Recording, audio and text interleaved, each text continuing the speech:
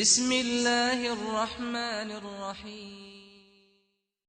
پیارے بھائیوں اور قابل احترام ماں اور بہنوں، اگر میں یہ کہوں کہ آج اہل اسلام کی صفوں میں 95% طبقہ نماز نہیں پڑھتا، بے نمازی ہے، بغیر شرعی عذر کے نماز چھوڑنے والے ہیں، تو اس میں کوئی مبالغہ نہیں ہے، کوئی مبالغہ نہیں ہے۔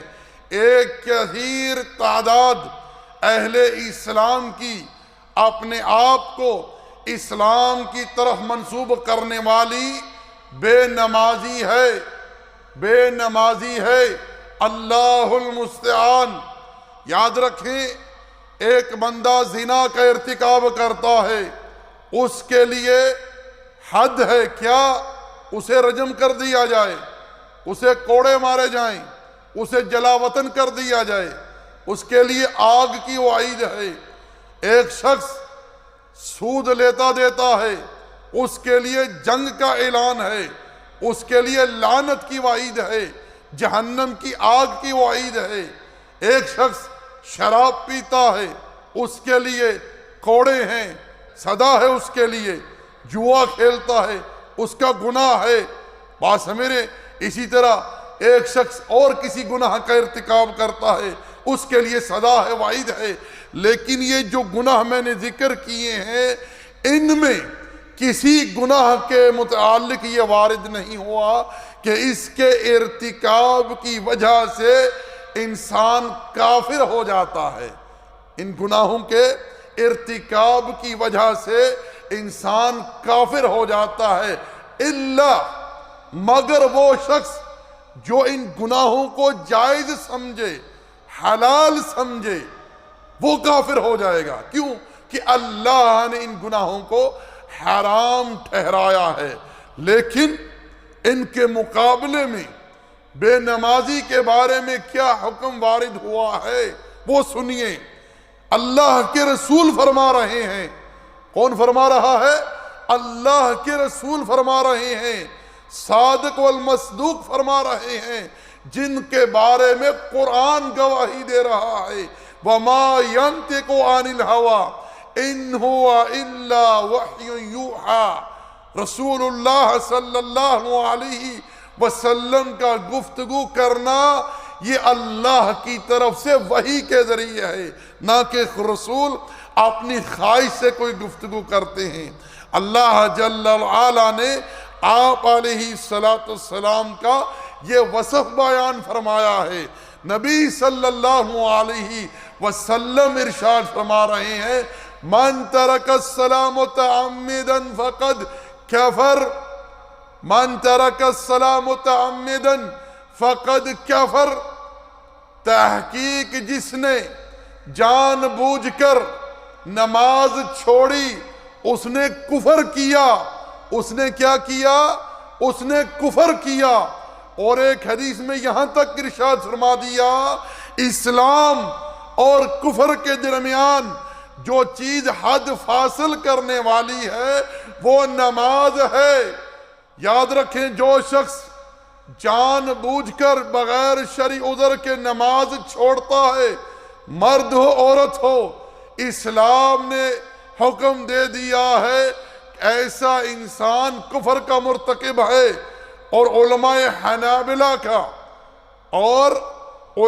حنابلہ کا امام احمد ابن حنبل اور ان کے اصحاب کا یہاں تک فتویٰ ہے کہ بے نمازی اگر مر جائے، اسے غسل نہ دیا جائے، اسے غسل نہ دیا جائے، اسے کفن نہ دیا جائے، اس کا جنازہ نہ پڑھا جائے، اسے مسلمانوں کے قبرستان میں دفن نہ کیا جائے، بلکہ صحرا میں پھینک دیا جائے اور اس پر پتھر پھینکے جائیں تاکہ اس کی بو سے مسلمانوں کو اذیت نہ پہنچے۔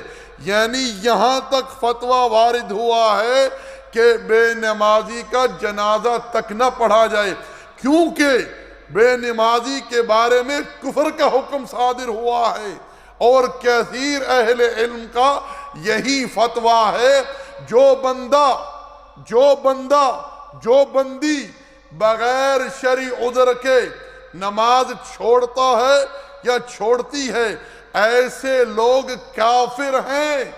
یہ میری بات نہیں ہے، کوئی مجھ پر نہ ٹھونپ دے کہ یہ تم کہہ رہے، نہیں، یہ علماء کی بات ہے، یہ اہل علم کی بات ہے، یہ ائمہ کی بات ہے، وہ یہ کہہ رہے ہیں، یہ نبوت کی بات ہے، یہ اصحاب رسول اللہ کی بات ہے، جو ترک نماز کے علاوہ کسی شے کے بارے میں نفاق کا، کفر کا تصور نہیں کیا کرتے تھے، رضی اللہ تعالی عنہم اجمعین۔ میں کہنا چاہوں گا اپنے بھائیوں سے، اپنی بہنوں سے، غور سے سنیں رب کا فرمان۔ اگر ایک بندہ اس حالت میں مر گیا کہ وہ بے نمازی ہے، اس کے بارے میں رب کا قرآن کیا کہہ رہا ہے؟ رب کا قرآن کیا کہہ رہا ہے؟ فی جنات یتساءلون عن المجرمین ما سلککم فی سقر، ما سلککم فی سقر۔ اہل جنت جہنمیوں سے پوچھیں گے کہ تمہیں دوزخ میں کون سی چیز لے آئی ہے، کس بات کی بنا پر تم دوزخ میں جل رہے ہو؟ قالو، جمع کا صیغہ ہے، سب جواب دیں گے، لم نک من المصلین، لم نک من المصلین، ہم نمازیں نہیں پڑھتے تھے۔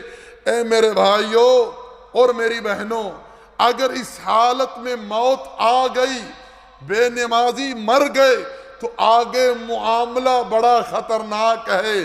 زندگی بڑی مختصر اور بڑی قیمتی ہے۔ موت کے بعد صرف دو ٹھکانے ہیں، یا جنت یا جہنم، تیسرا کوئی ٹھکانہ نہیں ہے۔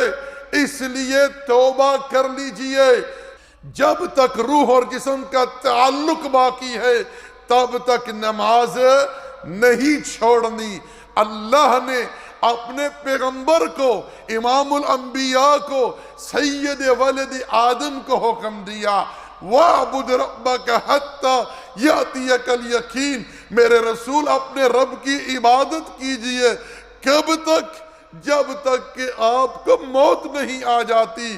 ابن عمر فرماتے ہیں یہاں یقین سے مراد موت ہے۔ اللہ کے پیغمبر اس بستر پر ہیں جہاں آپ کی وفات ہوئی، اللہ کے رسول سے اٹھا نہیں جا رہا، آپ پر پانی بہایا گیا، آپ کی طبیعت تھوڑی سنبھلی، آپ صحابہ کا سہارا لے کر مسجد میں آئے نماز ادا کرنے کے لیے۔ یہ کون ہیں جن کی ہر شے رب نے معاف کر دی، جن کے عمر کی رب نے قسم اٹھائی، جن کے چلنے کو، جن کے بیٹھنے کو، جن کے سونے کو، جن کی گفتگو کو، جن کے اشارے کو رب قرآن بنا دیتا ہے، رب عبادت کے لیے حکم دے دیتا ہے، جن پر رب درود ہے، رب کے فرشتے درود بھیجتے ہیں، ان کی یہ کیفیت ہے۔ وہ نماز پڑھنے کے لیے جو صحابہ کا سہارا لے کر مسجد میں آ رہے ہیں صلی اللہ علیہ وسلم۔ اے میرے بھائی اور بہنوں، نبی علیہ السلام کی امت، کل قیامت کے دن کسی کے پاس کوئی عذر ہوگا کہ ہم نے رب کی عبادت، جو سب سے اعلیٰ عبادت ہے اعلی الاطلاق توحید کے بعد، اسے بغیر کسی عذر کے ترک کر دیا؟ نوکری کی خاطر، تجارت کی خاطر، اپنے دوستوں کی خاطر، نیند کی خاطر، اپنی خواہشات کی خاطر نماز چھوڑ دی؟ نماز پڑھیے۔ نماز رب اور بندے کے درمیان ایک ایسا تعلق ہے جو بندے کو رب کا قرب عطا کرتی ہے۔ باس میرے، جو بندہ نماز چھوڑ دیتا ہے اس کے رب کے درمیان تعلق ٹوٹ جاتا ہے۔ اللہ اکبر۔ اور یہ بات بھی اپنے ذہنوں میں رکھیے کہ علماء حنابلہ کا یہ بھی فتویٰ ہے کہ بے نمازی اگر مر گیا اس کا مسلمانوں کی میراث میں کوئی حصہ نہیں۔ شوہر بے نمازی ہے، عورت نماز پڑھنے والی ہے، مومنہ ہے، نمازوں کی حفاظت کرنے والی ہے، ایسے بے نمازی شوہر کا اس عورت کے ساتھ نکاح بھی ٹوٹ جائے گا۔ کیوں کہ یہ جان بوجھ کر نماز چھوڑنے کی وجہ سے کافر ہو گیا، اور ایک کافر مرد کا ایک مسلمان عورت کے ساتھ نکاح جائز نہیں اور نہ ہی برقرار رہے گا۔ اسی لیے اللہ معاف کرے، آج اولاد اکثر نافرمان ہے، سرکش ہے، اللہ المستعان۔